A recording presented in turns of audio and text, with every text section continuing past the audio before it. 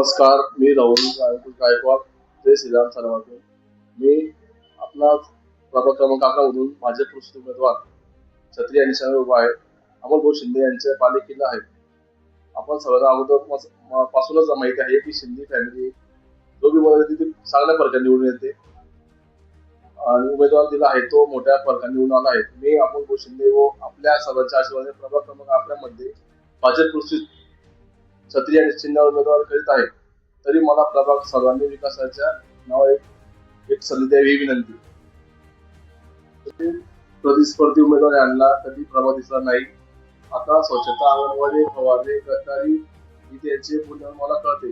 रस्ते, पाणी पुरवठा व इतर मूलभूत सुविधा या कोणत्याही नगरसेवकाच्या पातळीवर जबाबदारी आहे.